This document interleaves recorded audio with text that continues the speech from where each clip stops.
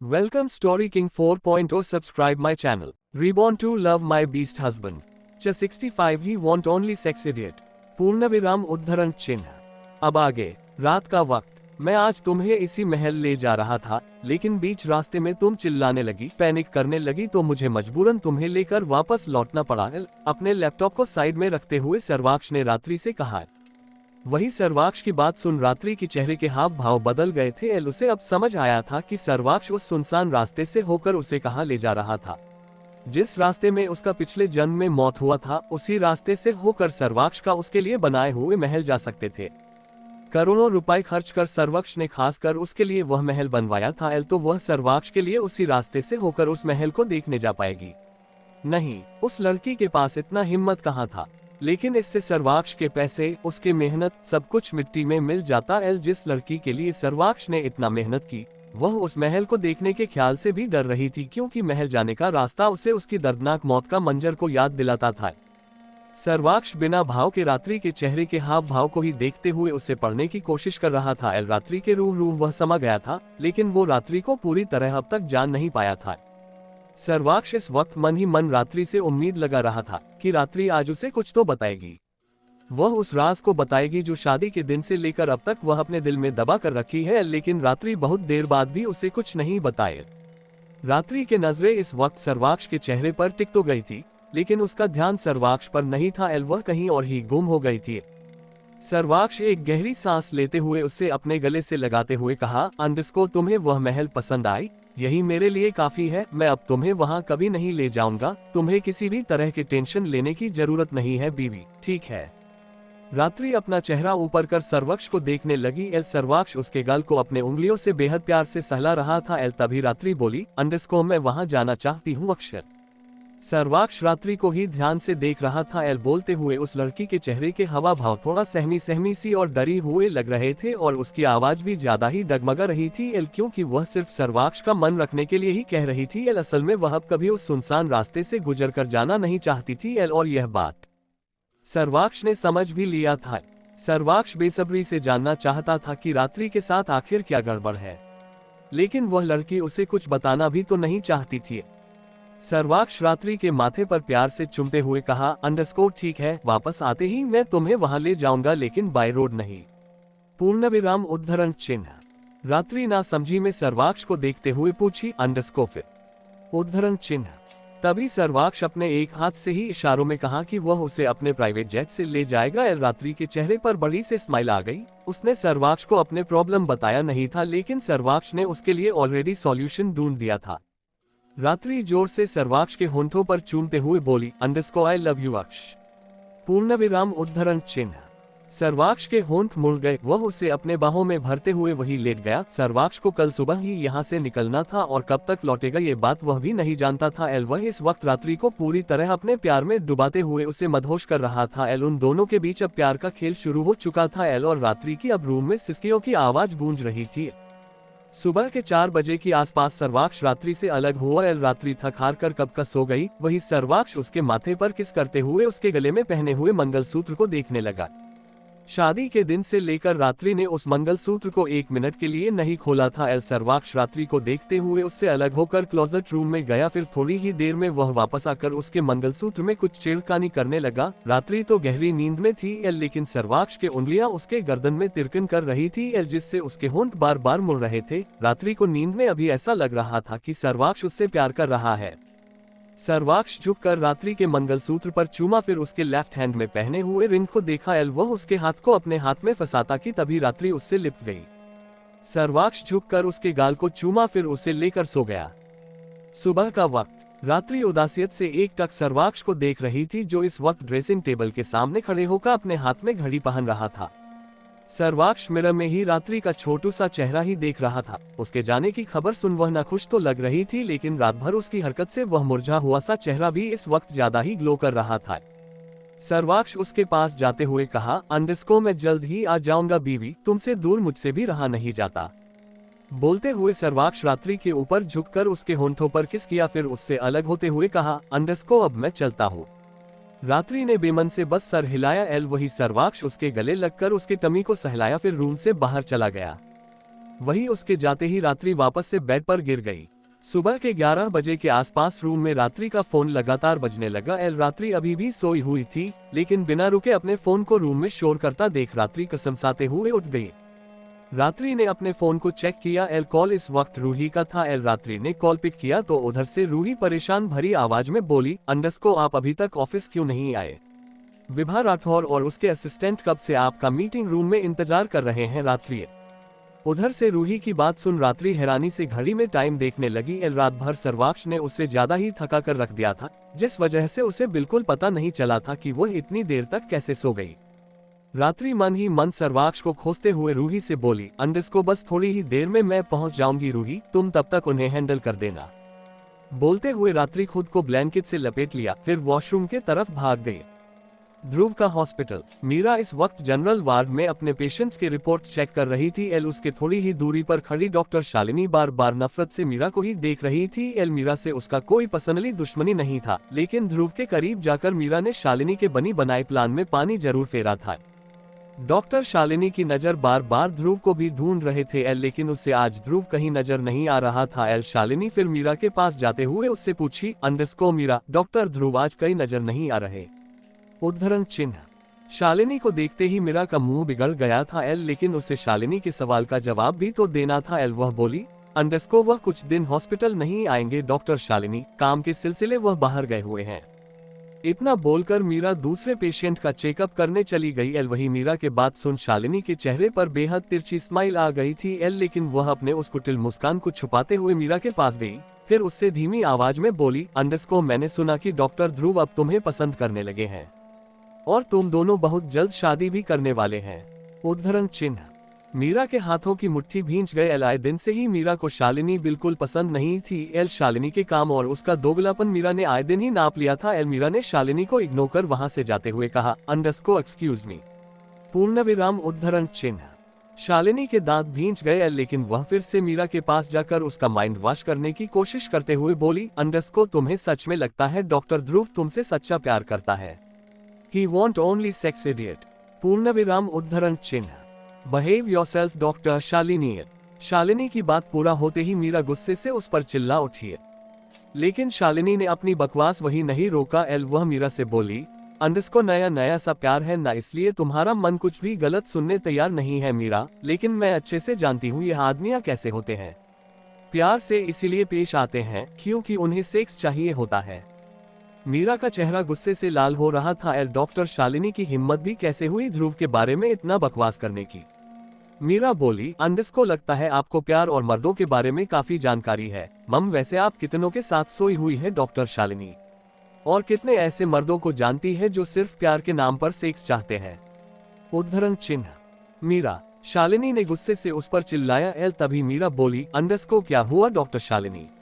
मैंने कुछ गलत तो नहीं पूछा लिया आपसे? आप इतनी देर तक मुझे ज्ञान दे रही थी तो मुझे लगा कि आपका ज्यादा मर्दों के साथ रिश्ता होगा। एक दो आदमियों से कैसे पता लगता कि यह आदमियां कैसे होते हैं? उन्हें प्यार के नाम पर सेक्स चाहिए होता है, राइट? उद्धरण चिन्ह। शालिनी का खून अंदर ही अंदर खौलने लगा। इस लड़की की हिम्मत भी कैसी हुई उससे इतना घटिया सवाल करने की। सवाल भले ही घटिया था, लेकिन हकीकत बिल्कुल यही था जो मीरा ने शालिनी पर सवाल उठाया था। शालिनी अब तक कितने मर्दों की बिस्तर गर्म कर चुकी है जिसका अंदाजा शायद शालिनी को भी नहीं था।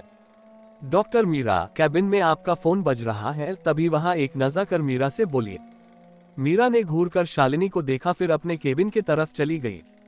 खुराना एंटरप्राइजेस। रात्रि अपने हेड चेयर पर बैठकर एक टक मनु को देख रही थी जो सामने दिखाई दे रही बड़े से स्क्रीन पर कुछ ज्वेलरी डिजाइन के बारीकियों के बारे में बता रही थी। विभा की नजर सिर्फ रात्रि पर थी। वह बस ये जानना चाहती थी कि रात्रि को मनु के दिखाए हुए डिजाइन्स पसंद आएंगे या नहीं।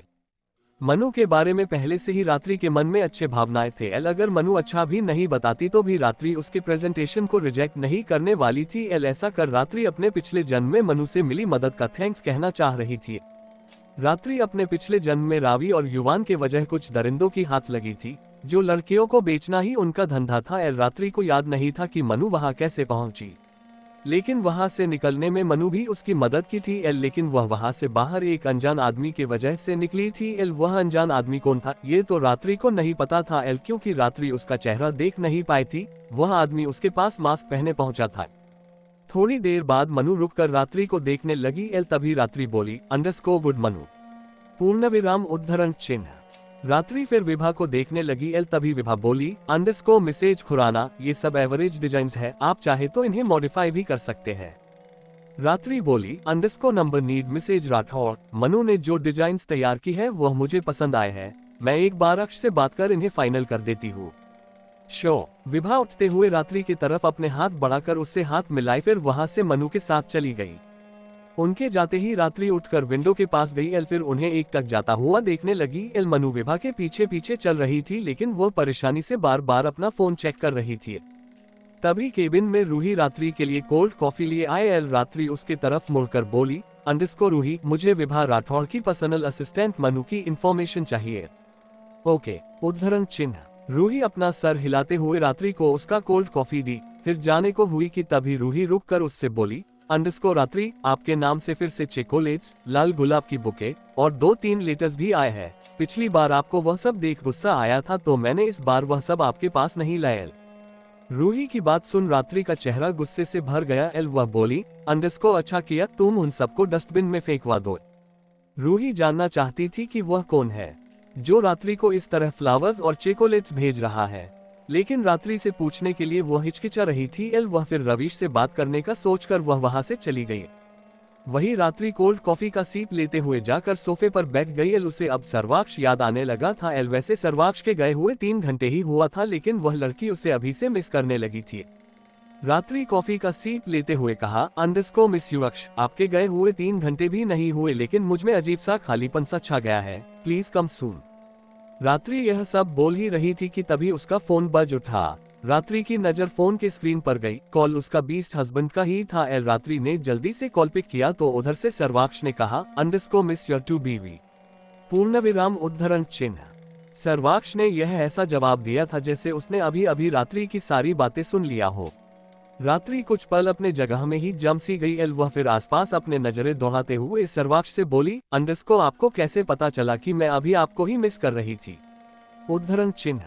सर्वाक्ष ने मुस्कुराया, फिर पहेली में जवाब देते हुए कहा अंडरस्कोर तुम्हें अच्छे से जानता हूँ बीवी, कब क्या सोचती हो, कब तुम्हें मेरी याद आती है सब, और तुम चिंता मत करो, मैं बहुत जल्द आ जाऊंगा।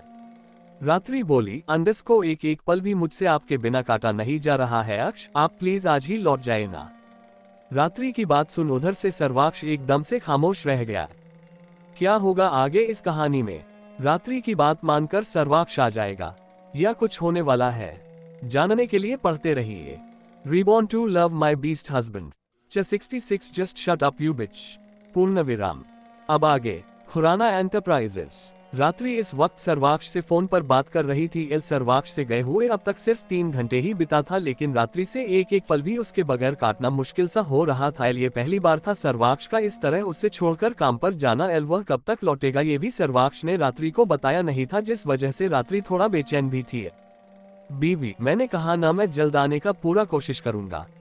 उधर से सर्वाक्ष ने भारी मगर अजीब सी कशमश से भरी डगमगाती आवाज में बोला। सर्वाक्ष से भी रात्रि से दूर नहीं रहा जा रहा था एल। वह खुद इस वक्त अजीब सा खालीपन महसूस करते हुए रात्रि को मिस कर रहा था एल। तो ऐसे में उसे बिल्कुल समझ नहीं आ रहा था कि रात्रि को कैसे शांत करे। सर्वाक्ष का डगमगाती आवाज सुन रात्रि को भी समझ आ गया था कि सर्वाक्ष को भी इस वक्त उतना ही तकलीफ हो रहा है जितना उसे सर्वाक्ष से दूर रहने से हो रहा था। वह बोली अंडरस्कोर आपने कुछ खाया, उद्धरण चिन्ह। उधर से सर्वाक्ष उसके सवाल का जवाब देने के बजाय उसे अपना ही सवाल करते हुए पूछा अंडरस्कोर तुमने कुछ खाया और दवाई ली ना तुमने, उद्धरण चिन्ह। रात्रि ने जवाब में कहा अंडरस्कोर हाँ, दादू और दादी ने जबरदस्ती मुझे नाश्ता भी कराया और आपके बताए हुए सारे दवाई भी खिलाया है। बोलते हुए रात्रि के चेहरे पर स्माइल आ गई थी एल। सुबह रूही से बात कर रात्रि जल्दी जल्दी में तैयार होकर बिना खाए पिए ही घर से बाहर निकल रही थी एल, लेकिन रुक्मणी और भावेश ने उसे बिना खाए घर से बाहर एक कदम भी नहीं रखने दिया था। सर्वाक्ष आते वक्त उनसे कहा था कि रात्रि का ख्याल रखे, अगर सर्वाक्ष उन्हें नहीं भी कहता तो भी वह लोग उसका ख्याल रखते, क्योंकि रात्रि उन्हें सर्वाक्ष जितना ही प्यारी थी।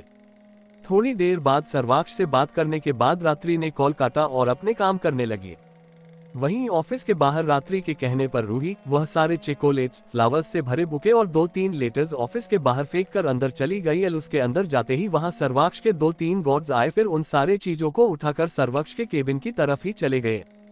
शाम का वक्त, रात्रि ऑफिस का काम खत्म कर घर जाने के लिए पार्किंग एरिया में खड़ी अपने कार के पास जा रही थी एल की तभी उसकी नजर रूही पर गई, जो अपने स्कूटी को स्टार्ट करने की कोशिश कर रही थी, लेकिन उसका स्कूटी स्टार्ट होने का नाम ही नहीं ले रहा था एल, जिससे रूही ज्यादा ही परेशान लग रही थी।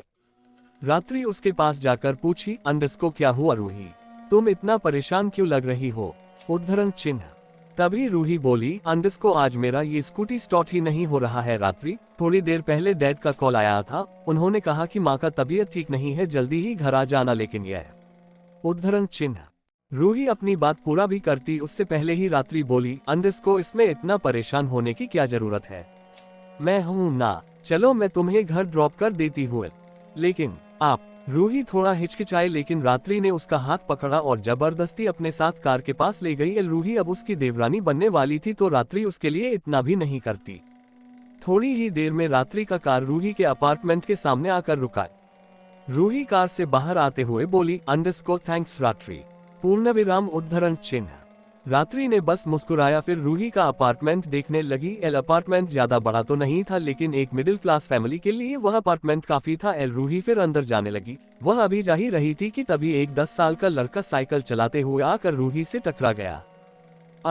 पूर्णविराम। रूही धड़ाम से नीचे गिर गई। वही वह लड़का रूही को उठाने के बजाय तेजी से साइकिल चलाते हुए वहां से चला गया।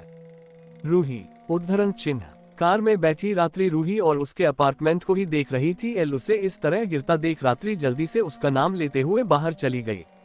वही रूही कराहते हुए उठकर खड़ी हुई, फिर अपने पास आ रहे रात्रि से कुछ कहने को हुई कि तभी रूही और रात्रि के बीच में हवा की तरह एक स्कॉर्पियो कार आकर रुका। रूही कुछ समझ पाती उसी तेजी से वह स्कॉर्पियो कार वहां से चला भी गया, लेकिन अब वहां से रात्रि गायब हो गई थी। एल ये सब इतना जल्दी में हुआ कि रूही को अपने पल के झपकाने तक का भी वक्त नहीं मिला था।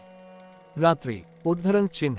रूही आसपास रात्रि को देखी, लेकिन रात्रि ना उसे उसके कार के पास दिखी और ना ही आसपास। तो रूही को यकीन हो गया कि वह स्कॉर्पियो कार में आए हुए लोग ही रात्रि को ले गए। रूही जोर से हवा को चीरते हुए भाग रही उस स्कॉर्पियो कार को देख रात्रि का नाम चिल्लाया, रात्रि रात्रि उद्धरण चिन्ह। तभी रात्रि का कार और उसके पीछे ही 2-3 और कार उस स्कॉर्पियो कार के पीछे भाग गए। रूही को कुछ समझ नहीं आया। वह जल्दी से अपना फोन निकाला कर रवीश को कॉल की, लेकिन उधर से रवीश का कॉल ऑफ था। रूही ने सर्वाक्ष को कॉल किया। सर्वाक्ष ने एक ही रिंग में कॉल पिक कर उससे बेचैनी से मगर गुस्सैल आवाज में पूछा, अंडरस्को उस कार का नंबर क्या है रूही? उद्धरण चिन्ह। रूही इतना शॉक्ड हो गई थी कि उसे उस स्कॉर्पियो कार का नंबर देखने का मौका ही नहीं मिला था। वह रोते हुए बोली, अंडरस्को बॉस, वह स्कॉर्पियो कार ज्यादा ही तेजी से निकाला तो। उद्धरण चिन्ह। रूही ने अपनी बात पूरा भी नहीं किया था कि उधर से सर्वाक्ष ने कॉल काट दिया था। वही उस स्कॉर्पियो के बैक सीट पर बैठी रात्रि चिल्ला तक नहीं रही थी। वह बस हैरानी से अपने बगल में 2 दरिंदों को देख रही थी, जिससे पिछले जन्म में उसे मौत का घाट उतार दिए। वह दोनों वही थे जो पिछले जन्म में उस सुनसान रास्ते में उसे बेरहमी मार डाला था। कोई हॉकी के स्टिक से वार किया था तो कोई बेरहमी से उसके पेट पर लात मार था। रात्रि का चेहरा देखते ही देखते पसीने से थरबतर हो रहा था। उन दोनों दरिंदों को देख रात्रि को अपने ही मौत का नजार याद आने लगा। कहीं इस जन्म में भी रात्रि का मौत इन्हीं दरिंदों के हाथों से नहीं लिखा। नहीं, वह मरना नहीं चाहती। वह सर्वाक्ष से इस बार भी दूर नहीं रह सकती। वही वह दोनों लड़के अपने बियड पर उंगलियां फिराते हुए रात्रि की गोरा बदन किसी हवसी की तरह देख रहे थे। और रात्रि का खूबसूरत देखकर बार बार उनके होंठ सूख रहे थे, तो वह लोग अपने जीभ फेरते हुए अपने होंठ को गिला कर रहे थे। रात्रि इस वक्त पूरी तरह कांप रही थी। रात्रि चिल्ला रही थी। ये देख वह दोनों उसके मुंह पर ना ही हाथ रखा था और ना ही उसके हाथ पैर बांधा था। लेकिन रात्रि ने अचानक से बेहद दर्द से ऐसा चिल्ला उठी जिससे वह लड़के एक पल के लिए दंग रह गए। सर्वाक्ष उद्धरण चिन्ह। रात्रि का आवाज इतना कर्कश और दर्दनाक था कि जैसे रात्रि इस वक्त मौत के करीब खड़ी हो। उसका दर्दनाक चिक बिल्कुल वैसा ही था जब वह कल उस सुनसान रास्ते में सर्वाक्ष की कार में चिल्लाई थी। रात्रि लगातार सर्वाक्ष का नाम चिल्लाए जा रही थी। वही वह दोनों लड़के हैरानी से रात्रि को देख रहे थे। तभी उनमें से एक लड़का रात्रि के गाल पर बेरहमी से थप्पड़ जड़ दिया, जिससे रात्रि का गाल एक तरफ झुक गया। लेकिन अगले ही पल वह दूसरा लड़का रात्रि के बालों को अपने हाथों की मुट्ठी में भरकर गुस्से से कहा, अंडरस्को just shut up you bitch. पूर्णविराम उद्धरण चिन्ह। रात्रि बिना रुके सर्वाक्ष का नाम चिल्लाए जा रही थी। रात्रि को पता था कि सर्वाक्ष इस वक्त शहर में नहीं है, लेकिन रात्रि का मन कह रहा था कि उसकी एक एक चिक भी सर्वाक्ष को सुन रहा है। वह जानता है कि वह इस वक्त कहाँ है, किस हाल में। रात्रि का चिल्लाना स्कॉर्पियो में बैठे हुए 4 लोगों को ज्यादा ही इरिटेट कर रहा था। वह लोग रात्रि के मुंह पर नैपकिन बांधने लगे, लेकिन तभी उस स्कॉर्पियो कार को 4 कार आकर घेर लिया। अचानक से स्कॉर्पियो कार में बैठे हुए ड्राइवर को कुछ समझ नहीं आया था। वह कार को यू टर्न लेने का सोचा, लेकिन पीछे से एक ब्लैक कार आकर टोका तो वह स्कॉर्पियो सीधे जाकर सामने खड़ी ब्लैक कार को टोक दिया। रात्रि छटपटाते हुए स्कॉर्पियो को घेरे हुए 4 ब्लैक कार को ही देख रही थी। उसको घेरे हुए चारों ब्लैक कार में काले यूनिफॉर्म पहने बॉडीगार्ड्स थे, लेकिन वह लोग सर्वाक्ष के बॉडीगार्ड्स नहीं थे। रात्रि अंदर ही अंदर अब डरने लगी थी। उसे समझ नहीं आ रहा था कि वह इन लोगों से कैसे बचकर निकलेगी। स्कॉर्पियो में बैठे वह दोनों दरिंदे उसे कहाँ ले जाना चाहते हैं, ये रात्रि को पता था, क्योंकि पिछले जन्म में रात्रि को उनके काले धंधे के बारे में अच्छे से पता था। लेकिन रात्रि को ये समझ नहीं आ रहा था कि सामने खड़े 4 ब्लैक कार किसके हैं। वह उसे बचाने आए हैं या उसे नुकसान पहुंचाने। रात्रि मन ही मन ये प्रे करने लगी थी कि उसके पास उसके अक्ष को भेज दे। पल पल उसका खबर रखने वाले उसके बीस्ट हस्बैंड को अब तक खबर भी मिल चुकी थी और वह उसे ढूंढते हुए निकला भी था।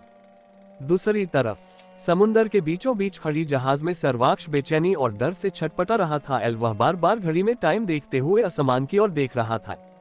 सर्वाक्ष का ऑरा इस वक्त किसी शैतान से कम नहीं लग रहा था। वह गुस्से से कांप रहा था। तभी उसके पास रवीश आकर उसके कान में कुछ कहा तो सर्वाक्ष का जबड़ा कस गया। उतने में ही उन्हें आसमान में उड़ रही एक प्राइवेट जेट की आवाज सुनाई दी। देखते ही देखते वह प्राइवेट जेट उस बड़े से जहाज में आकर लैंड हुआ। सर्वाक्ष गुस्से से जाकर जेट में बैठ गया। वही रवीश ध्रुव को कुछ इशारा कर जाकर सर्वाक्ष के बगल में बैठ गया तो उनका वह प्राइवेट जेट फिर से उड़ाना भरा। वही उस स्कॉर्पियो में बैठी रात्रि अभी भी चिल्लाते हुए रोए जा रही थी, लेकिन उसके जुबान में सिर्फ सर्वाक्ष का ही जिक्र था। वह सर्वाक्ष को ही आवाज लगाते हुए रोए जा रही थी। तभी सामने खड़े ब्लैक कार के ड्राइविंग सीट पर बैठे एकांश ने स्कॉर्पियो के ड्राइविंग सीट पर बैठे आदमी पर गोली चला दी। वह ड्राइवर इस वक्त आसपास घूम रहे कार्स को ही नोटिस कर रहा था, लेकिन उसे बिल्कुल नहीं लगा था कि उसके सीने में आकर गोली लग जाएगा।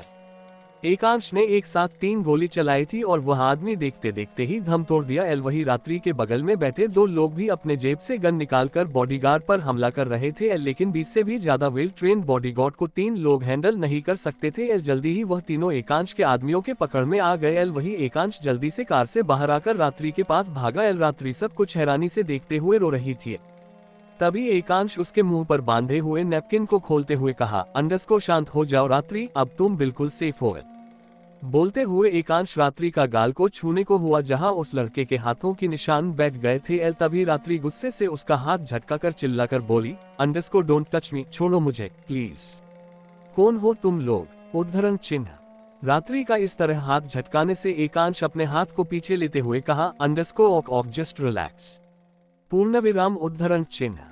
रात्रि अभी भी रोए जा रही थी। उसका हालत अब तक पूरी तरह खराब हो गया था। एकांश उसे अपने साथ ले जाने आया था, लेकिन रात्रि के साथ जबरदस्ती वह कर नहीं सकता था। इसीलिए वह कुछ सोचते हुए जल्दी से रात्रि के गर्दन में हाथ डालकर उसके नस को जोर से दबा दिया तो रात्रि देखते देखते ही बेहोश हो गई। एकांश रात्रि को जल्दी से अपने गोद में उठाया, फिर अपने कार के बैक सीट पर उसे आराम से लेटाकर रिजुल को कॉल कर कहा, अंडरस्को काम हो गया अंकल, मैं रात्रि को लेकर आ रहा हूँ। एकांश की बात सुन उधर से रिजुल का खुशी का कोई ठिकाना नहीं रहा था। वह बेहद एक्साइटेड होकर बोला, अंडरस्को जल्दी आओ एकांश, मुझे अपनी बेटी को। पूर्ण विराम उद्धरण चिन्ह।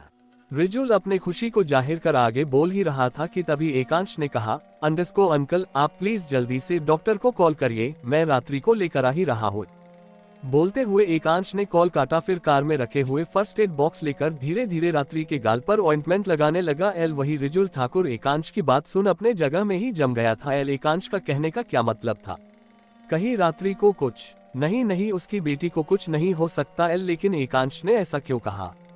यही सब सोचते हुए रिजुल ने डॉक्टर को कॉल कर अपने मेंशन बुला लिया। करीब आधा घंटे बाद एकांश का कार आकर ठाकुर मेंशन के सामने रुका। एकांश पहले कार से बाहर आया, फिर रात्रि को आराम से अपने गोद में लिए बाहर आया। रिजुल मेंशन के बाहर ही इधर से उधर टहलते हुए बेसब्री से एकांश का आने का इंतजार कर रहा था। वह एकांश को आता देख भागते हुए उसके पास गया। फिर उससे कुछ पूछता कि तभी उसकी नजर उसकी बेटी पर गई। रात्रि के लाल मटौर चेहरे पर लंबे लंबे उंगलियां ऐसे चाप गए थे कि उसमें से बूंद बूंद खून भी नजर आ रहा था। रिजुल का चेहरा एकदम से काला पड़ गया। वह गुस्से से एकांश को देखने लगा तो एकांश ने कहा, अंडरस्को हमारे पहुंचने से पहले ही वहां। पूर्णविराम उद्धरण चिन्ह। एकांश उसे डिटेल में बताते हुए रात्रि को लेकर सीधे अंदर चला गया। वही एकांश की बात सुन रिजुल का जबड़ा कस गया था। क्या होगा आगे इस कहानी में? सर्वाक्ष रात्रि तक कभी पहुंच भी पाएगा या यूं ही फंस जाएगी रात्रि? वह दोनों किसके आदमी थे जो रात्रि को इतना चोट पहुंचाए? जानने के लिए पढ़ते रहिए LLL Reborn to Love My Beast Husband। Thanks for watching story।